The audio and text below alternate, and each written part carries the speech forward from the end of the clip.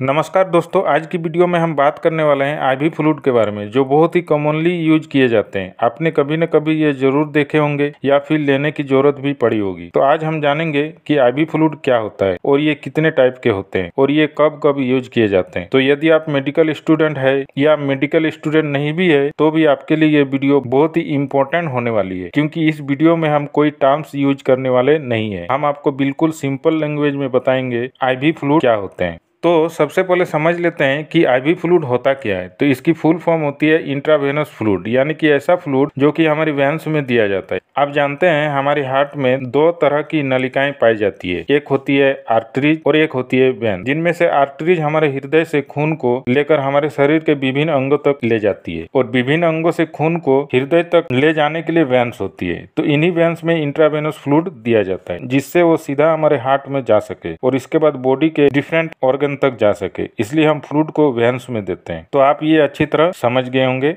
अब आगे चलते हैं। अब जान लेते हैं आईवी फ्लूइड कितने टाइप के होते हैं या फिर इंट्रावेनस फ्लूइड कितने टाइप के होते हैं। तो आईवी फ्लूइड कॉमनली 5 टाइप के होते हैं जो कि हॉस्पिटल में इस्तेमाल किए जाते हैं। इनमें से पहला है एनएस, यानी कि नॉर्मल सलाइन बोतल। इनमें नॉर्मल NaCl होता है। दूसरा DNS यानी डेक्स्ट्रोज नॉर्मल सलाइन बोतल। तो इसमें नॉर्मल सलाइन के साथ डेक्स्ट्रोज भी होता है, जो कि एक टाइप का शुगर है। तीसरा है यहाँ पर RL, इसकी फुल फॉर्म होती है रिंगर्स लैक्टेट सोल्यूशन। चौथा है D5, D10, D25 सोल्यूशन और लास्ट है यहाँ पर मॉनिटोल सोल्यूशन। अब जान लेते हैं इन फ्लूइड में अंतर क्या है। तो जो शुरू के 4 है, ये चारों हमारी बॉडी में डिहाइड्रेशन होने पर यूज किए जाते हैं, यानी कि जब हमारी बॉडी में पानी की कमी हो जाती है तो उस समय इसका इस्तेमाल किया जाता है। जबकि मॉनिटोल सोल्यूशन ये तब यूज किया जाता है जब हमारी बॉडी में पानी की मात्रा ज्यादा हो जाती है, तो उसे निकालने के लिए इसका इस्तेमाल किया जाता है।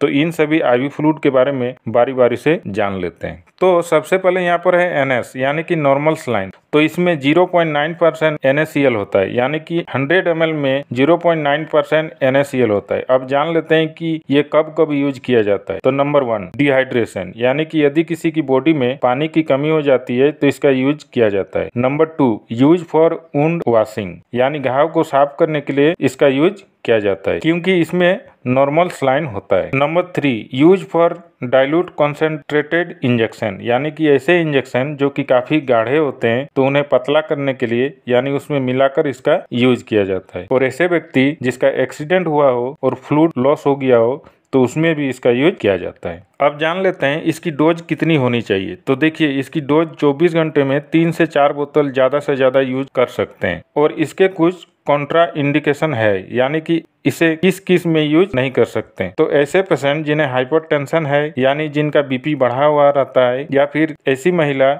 जो कि प्रेग्नेंट है, तो उसमें इसका यूज नहीं किया जाता है, क्योंकि आपको पता है NaCl नमक होता है और ये हमारे बीपी को बढ़ा देता है। तो ऐसे पेशेंट जिनका बीपी पहले से बढ़ा हुआ है, यदि उनमें यूज करेंगे तो बीपी और ज्यादा बढ़ जाएगा। अब इसके बाद है DNS, यानी डेक्स्ट्रोज नॉर्मल सलाइन। तो इसमें NaCl के साथ डेक्स्ट्रोज भी होता है, जो कि एक प्रकार की शुगर है, इसलिए इसका यूज डायबिटिक वाले पेशेंट में यूज नहीं किया जाता है। इसमें 0.9% NaCl के साथ में 5 ग्राम डेक्स्ट्रोज भी होता है और डोज जो होती है वो इसे आप 24 घंटे में 3 से 4 बोतल यूज कर सकते हैं। अब जान लेते हैं इसकी यूजेज क्या क्या है, यानी कि इसे हम कब कब यूज कर सकते हैं। तो नंबर 1 डिहाइड्रेशन, ऐसे व्यक्ति जिनमें पानी की कमी हो गई हो तो उनमें यूज किया जा सकता है और हमें डायबिटिक और हार्ट पेशेंट में यूज नहीं करना चाहिए। नंबर 2 हाइपोग्लाइसेमिया, यानी ऐसे व्यक्ति जिसका ब्लड ग्लूकोज लेवल काफी कम हो गया हो या फिर जिनमें ग्लूकोज की कमी हो गई हो तो उस पेशेंट में DNS का यूज किया जाता है। Number 3 to treat insulin shocks, यानी यदि किसी व्यक्ति का अचानक से इंसुलिन लेवल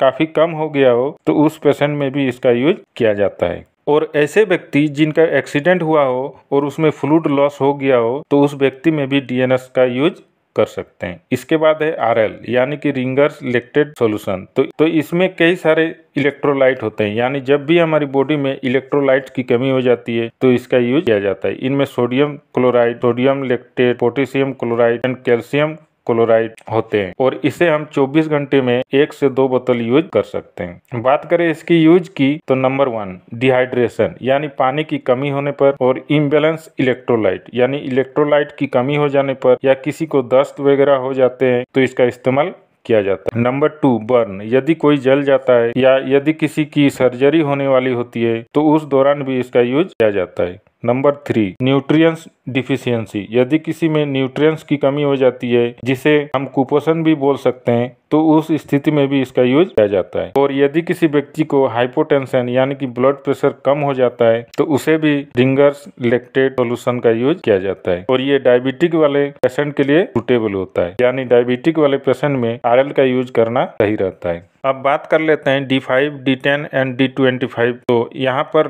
D की फुल फॉर्म होती है डेक्सट्रोज। तो डेक्सट्रोज एक प्रकार की शुगर है और यहाँ पर केवल डेक्सट्रोज का ही यूज किया जाता है। इसमें केवल डेक्सट्रोज और नॉर्मल सलाइन होता है। D5 है, इसमें 100 ml में 5 ग्राम डेक्सट्रोज होता है। D10 में 100 ml में 10 ग्राम डेक्सट्रोज होता है और D25 में 100 ml में 25 ग्राम डेक्सट्रोज होता है। तो कंडीशंस के हिसाब से इसका यूज किया जाता है, जैसे कि इन वीकनेस यानी कमजोरी में, जो कि किसी भी बीमारी की वजह से हो, डिजीनेस, फॉर एनर्जी और डिहाइड्रेशन, तो इनमें इनका इस्तेमाल किया जाता है। और 24 घंटे में 3 से 4 बोतल यूज कर सकते हैं। ध्यान रखें दोस्तों, इसमें काफी मात्रा में डेक्सट्रोज यानी कि शुगर होता है, इसलिए इसे डायबिटिक वाले पेशेंट में बिल्कुल भी इस्तेमाल नहीं करना चाहिए। अब लास्ट है मोनिटोल सोल्यूशन यानी डायूरेटिक। तो ये डायूरेटिक क्या होती है? तो ऐसी मेडिसिन जो हमारे यूरिन आउटफ्लो को बढ़ा देती है, यानी हमारे पेशाब करने की दर को बढ़ा देती है। और इसका यूज तब किया जाता है जब हमारी बॉडी में पानी की मात्रा ज्यादा हो जाती है। इसमें 100 ml में 20 ग्राम मोनिटोल सोल्यूशन होता है। अब जान लेते हैं इसका यूज कब कब किया जाता है। तो इसका यूज ओडिमा यानी कि हमारी बॉडी में कहीं पर इन्फ्लामेशन या स्वेलिंग हो जाती है तो उसे कम करने के लिए इसका यूज किया जाता है। अगला है, यदि किसी व्यक्ति का बहुत कम पेशाब आता है तो उस कंडीशन में भी इसका यूज किया जाता है। And use as diuretic. तो डायूरेटिक जो हमारी पेशाब को बढ़ा देती है और हमारी बॉडी इन्फ्लामेशन या स्वेलिंग को कम कर देती है। तो दोस्तों, तो इस प्रकार से इन सभी IV फ्लूइड का इस्तेमाल किया जाता है। देखिए, ये वीडियो केवल आपके नॉलेज पर्पस के लिए है कि आप जान सकें कि कौन सा IV फ्लूइड कब यूज किया जाता है, और इसका यूज डॉक्टर ही करते हैं, इसलिए आपको इन्हें खुद से इस्तेमाल नहीं करना चाहिए।